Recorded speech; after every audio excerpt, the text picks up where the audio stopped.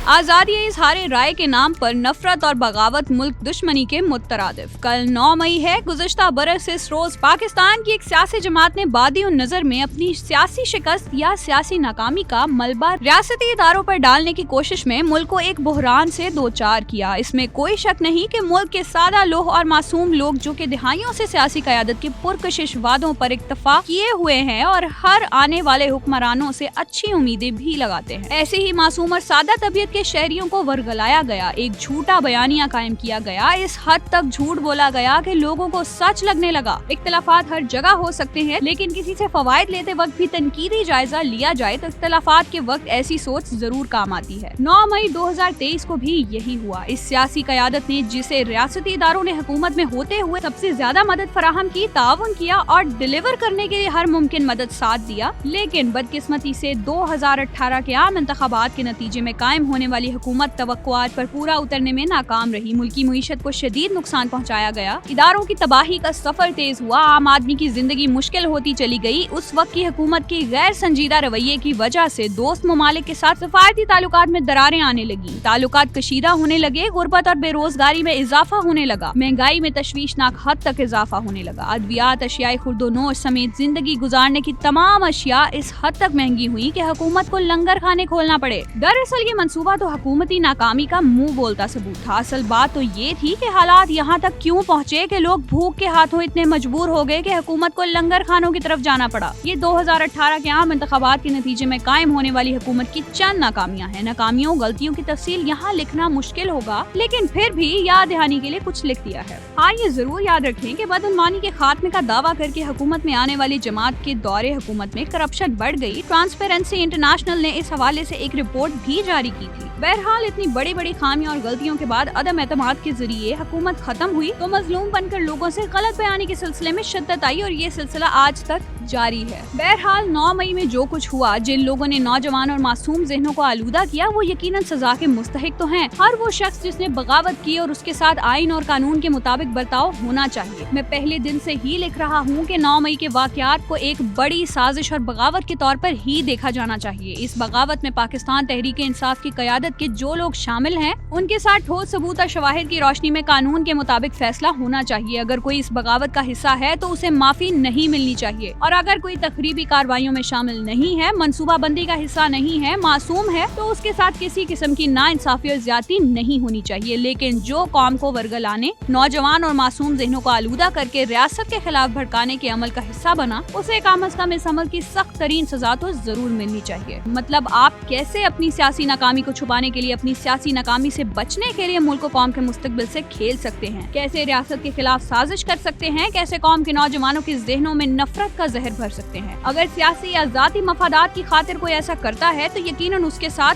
कोई रियायत नहीं होनी चाहिए। पाकिस्तान तहरीक इंसाफ की क़यादत पर इस हवाले से मुकदमात हैं। इस मामले में मुकदमात को लटकाना हरगिज नहीं चाहिए। मुकदमात की जल्द तफ्तीश मुकम्मल होनी चाहिए और जिम्मेदारों के खिलाफ सख्त कार्रवाई भी होनी चाहिए। हमारे यहाँ तफ्तीश का निज़ाम भी कमजोर है। इसके बाद अदालती कामों में ताखीरी हरबे इख्तियार किए जाते हैं। इन तमाम पहलुओं का जायजा लेने और 9 मई को होने वाली साजिश और बगावत के तमाम किरदारों के साथ वो सलूक होना चाहिए जो मुल्क कौम के बेहतर मुस्तकबिल के लिए जरूरी है। गुज़िश्ता रोज इस हवाले से DG ISPR ने प्रेस कॉन्फ्रेंस भी की। उन्होंने बहुत वाज़ेह अंदाज में मामलात पर बात करते हुए दलील के साथ मौक़िफ़ कौम के सामने रखा है। DG ISPR major general Ahmed Sharif कहते हैं कि 9 मई ढकी छुपी चीज नहीं है, ये करने और करवाने वालों को सजा देना पड़ेगी। लिहाजा जज़ा और सजा पर यकीन रखने के लिए जरूरी है कि 9 मई के मुल्ज़मान को कानून और आइन के मुताबिक सजा दें और जल्द से जल्द दें। 9 मई सिर्फ अफवाज पाकिस्तान का मुकदमा नहीं, ये पूरे पाकिस्तान की आवाम का मुकदमा है। किसी भी मुल्क में उसकी अफवाज पर हमला कराया जाए, शहीदों की अलामात की तज़हीक, बानी पाकिस्तान के घर को जलाया जाए, अवाम और फौज में नफरत पैदा की जाए, ये लोग कर रहे हैं और करा रहे हैं। इनको कैफरे किरदार तक ना पहुँचाया जाए। किसी भी मुल्क में ऐसा हो तो वहाँ के निज़ाम इंसाफ पर सवाल उठता है। पाकिस्तान जज़ा और सजा के निज़ाम पर यकीन रखता है। 9 मई को करने वाले और करवाने वालों को आइन के मुताबिक सजा देना पड़ेगी। हम सब ने अपनी आंखों से इस वाक़े को होते देखा है। हम सब ने देखा कि किस तरीके तरीके से लोगों की जहन साजी की गई, अफवाज, उनके लीडर्स, एजेंसी और इदारों के खिलाफ लोगों के जहन बनाए गए। हमने देखा किस तरह से कुछ सियासी लीडर्स ने चुन चुन कर बताया कि यहाँ हमला करो। हमने देखा सिर्फ फौजी तनसीबात पर हमले कराए गए। जब ये शवाहिद और सारी चीजें सामने आई तो आवाम का गुस्सा और रद्द अमल भी आपने